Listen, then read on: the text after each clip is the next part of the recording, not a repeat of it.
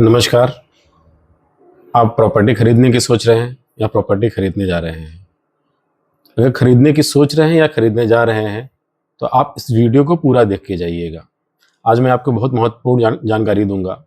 अभी मैं finance company में लगभग 15 साल से काम कर रहा हूँ। काम करते-करते टाइम हो गया है, तो मुझे ये बहुत सारी चीज़ रिसेंट मालूम चल रही है। मैं देख भी रहा हूँ मार्केट में इस तरह का नया फ्रॉड शुरू हो गया है। जैसे किसी को प्रॉपर्टी खरीदने हैं, ठीक है? जो खरीदने वाला है वो प्रॉपर्टी देखता है, कोई प्रॉपर्टी थोड़ी सस्ती मिल रही है, वो सोचता है कि यार प्रॉपर्टी को जि कितनी जल्दी हो सके इस प्रॉपर्टी को खरीद लो। क्यों? क्योंकि अभी मार्केट में बहुत रेट भाग रहे हैं। वो सोचता है गर्जी सौदा है, उसको कहीं निकलना है, कहीं बेचना है, तो वो बेच के निकल जाता है। अब घटना किस तरह से हो रही है कि जो प्रॉपर्टी आपको बेच रहा है, उसने उस प्रॉपर्टी के पेपर को बंधक रख के कहीं किसी बैंक में, किसी फाइनेंस कंपनी में लोन ले रखा है। अब आपको ये जानकारी तहसील से नहीं मिल पाएगी अगर वो प्रॉपर्टी इक्विटेबल मॉर्गेज में बैंक में रजिस्टर्ड है या फिर किसी एनबीएफसी फाइनेंस कंपनी में रजिस्टर्ड है। और हमको लगता है कि यार ठीक है, पेपर गुम हो गया होगा। कस्टमर बोलते, जो बेचने वाला होता है, बोलता है कि पेपर गुम हो गया हमारा, ठीक है, अभी हम आपको दिखा नहीं पाएंगे, हम इसके एवज में आपको पेपर पब्लिकेशन और एफआईआर करा के दे देंगे। अब क्या होता है कि हम भी भरोसे में आ जाते हैं, क्योंकि हमको प्रॉपर्टी थोड़ी सस्ती मिल रही है, थोड़ी ठीक मिल रही है, तो हम इस भरोसे में आके क्या करते हैं, उस प्रॉपर्टी को खरीद लेते हैं।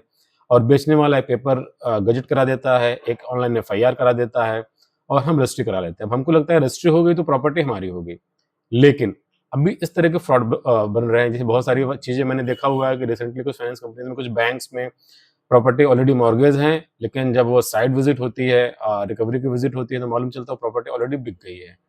अब उसमें पज़ल कौन होता है, परेशान कौन होता है? खरीदने वाला। वो तो कहता है यार मैंने तो पैसा दे के लिया हुआ है।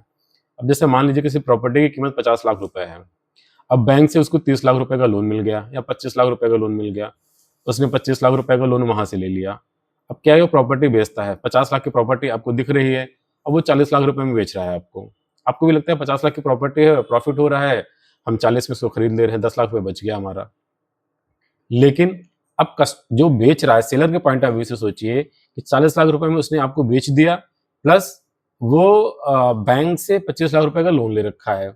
अब क्या होता है कि उसको 50 लाख की प्रॉपर्टी का 65 लाख रुपए मिल गया। अब वो बेच के निकल लिया। अब फंसा कौन?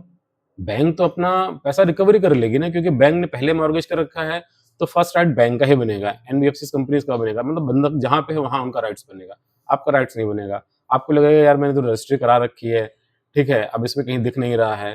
तो आपका जानकारी के लिए बता दूं कि तहसील में इस तरह का रिकॉर्ड आपको मिलेगा ही नहीं अगर प्रॉपर्टी कहीं भी इक्विटेबल मॉर्गेज में है। तो आज के लोन में 90% मॉर्गेज इक्विटेबल मॉर्गेज ही हो रहे हैं। अब वो कहाँ मिलेगा, कहाँ चेक कर सकते हैं आप?